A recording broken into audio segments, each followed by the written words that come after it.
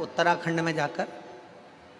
जब हम बद्रीनाथ जी के मंदिर के दर्शन करते हैं तो बद्रीनाथ जी के मंदिर के दर्शन कर कर परिक्रमा कर कर जब हम उस ओर आते हैं तो वहाँ एक मंदिर है, छोटा सा, मंदिर के अंदर इधर तो लक्ष्मी जी हैं। बद्रीनाथ जी का हम दर्शन करते हैं तो इस हाथ पे लक्ष्मी जी हैं और इधर घंटा कर्ण भगवान का मंदिर है। एक और लक्ष्मी जी है, दूसरी तरफ घंटा कर्ण भगवान। किस किस ने दर्शन करें घंटा कर्ण के? बद्रीनाथ गए होगे तो इधर लक्ष्मी जी का दर्शन करा होगा, इधर बद्रीनाथ थे, और परिक्रमा मार्ग में जब चलते हैं तो इधर लक्ष्मी जी और परिक्रमा इधर पूर्ण करते हैं तो घंटा कर्ण। कौन है घंटा कर्ण?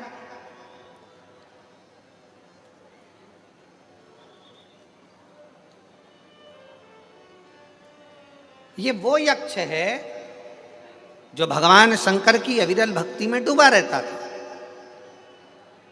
शिव जी की भक्ति के सिवाय इसको कुछ सुहाता ही नहीं था। शंकर की उपासना के सिवाय इसके दिल में कुछ रहता ही नहीं था। ना ये दिखावट करता था, ना ये बनावट करता था, ना ये सजावट करता था। बस इसका एक काम था, शंकर के मंदिर की स्तुति करना, शिव का भजन करना, शंकर की भक्ति में डूबे रहना। जहां पर शंकर की कथा होती थी घंटा कर्ण वहां पहुंच जाता था। जहां शिव की भक्ति होती वहां घंटा कर्ण पहुंच जाता।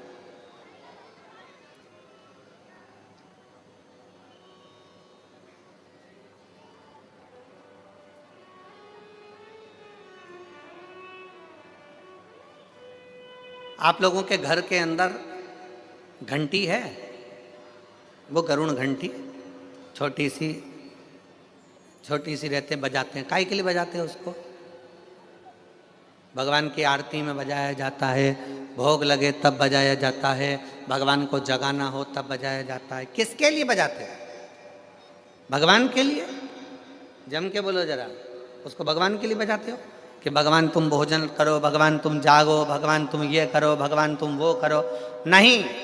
शिव महापुराण की कथा कहती है घंटी का नाद इसलिए करा जाता है कि अपनी बुद्धि को, अपने चित्त को केंद्रित करो भगवान के चरणों की ओर। और जितने घर में सदस्य हैं घंटी की आवाज को सुनकर अपने विवेक को ये केंद्रित कर लें कि मेरे घर में मेरा लड्डू गोपाल, मेरे घर में मेरा ठाकुर, मेरे घर में मेरा राम, मेरे घर में मेरा दत्त, मेरे घर में मेरा हरि विठल, मेरे घर में मेरा विश्वनाथ, मेरे घर में मेरा सोमनाथ बैठा हुआ।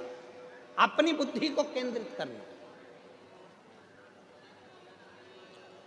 अपने विवेक को केंद्रित करना, अपने चित्त को केंद्रित करना कि यहां मेरा भगवान बैठा है और मुझे मेरी बुद्धि को केंद्रित करना।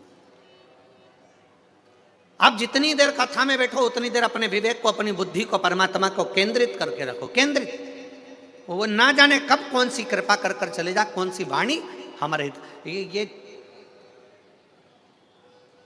शिव महापुराण की कथा अपने विवेक को, अपनी बुद्धि को केंद्रित करना सिखाती।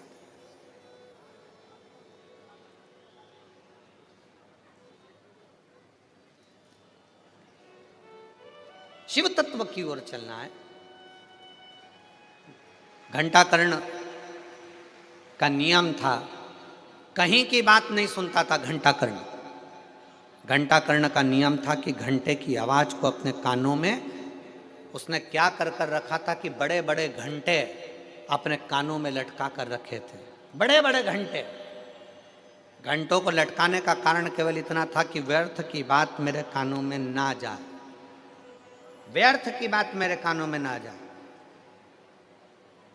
इसलिए वो कानों में बड़े बड़े घंटे लटका कर रखता था। उसकी आवाज जब कहीं से निकलता था तेज तेज चलता था, मुख को हिलाता था, घंटों की आवाज करता था कि कहीं से कोई शंकर की निंदा मेरे कानों में ना जाए, शिव की स्तुति केवल मेरे कानों में जाए, इसके सिवाय शंकर की ना निंदा, ना किसी का कोई बात, ना निंदा, ना चुगली, ना कुछ आड़े टेढ़े शब्द मेरे कानों में जाए। आज के ज़माने में दुनिया के लोग जब घर के बाहर से निकल कर जाते हैं तो ये सोच कर जाते हैं कि पड़ोसी के घर में झगड़ा क्यों हो रहा है, पूरी बात सुनकर जाना है। घंटा कर्ण इससे दूर था।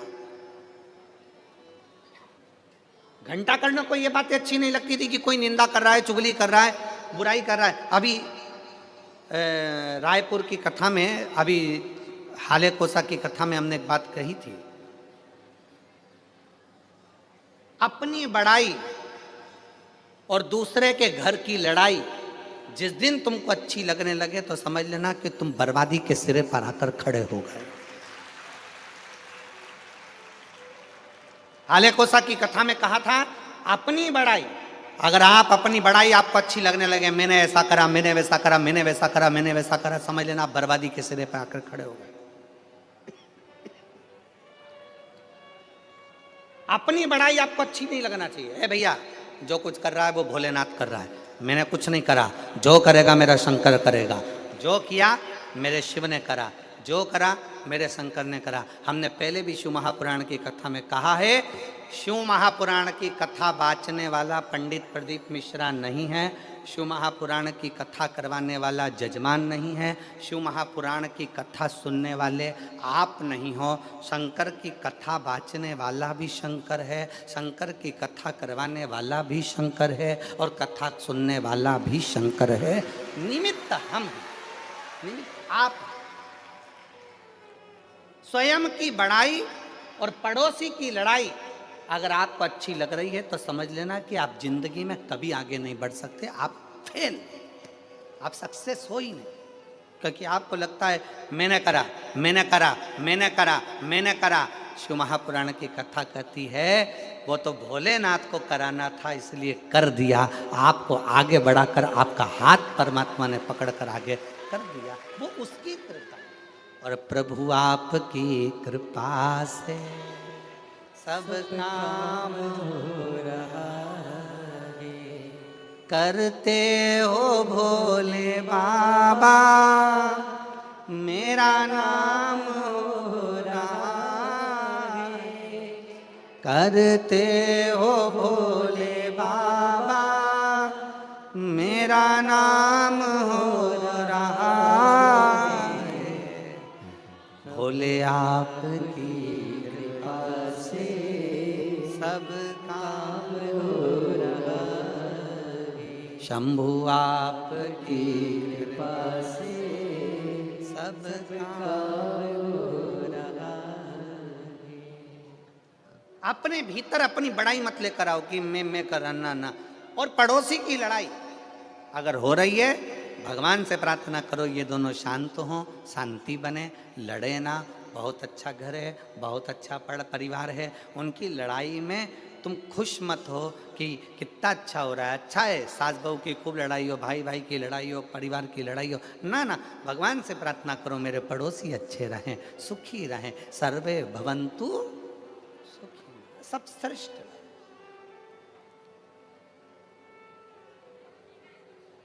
यक्ष घंटा कर्ण अपने कानों में बड़े बड़े घंटे लगा लेता था, किसी की निंदा ना सुन पाऊं, अब शब्द सहन ना कर पाऊं, ताने ना सुन पाऊं, गालियां ना सुन पाऊं।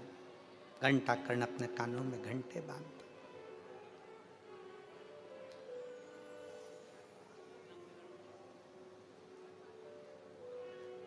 अपने भीतर गलत सुनो ना। शिव महापुराण की कथा होती है ना तो कई लोग कहेंगे भी बहुत भीड़ है, रास्ता जाम है, ऐसा है वैसा है। इतना ट्रैफिक जाम रहता है, इतना ट्रैफिक जाम रहता है कि पूछो ना। हम कहते हैं अगर इस जाम में फंस गए तो संसार के जाम में कभी नहीं फंस पाओगे, ये पक्का।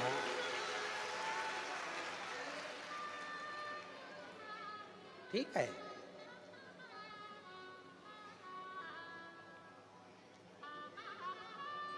शिव महापुराण को इतनी सरलता से तो मिलती नहीं है। अब अभिमान पाटिल जी करा रहे हैं या सुनील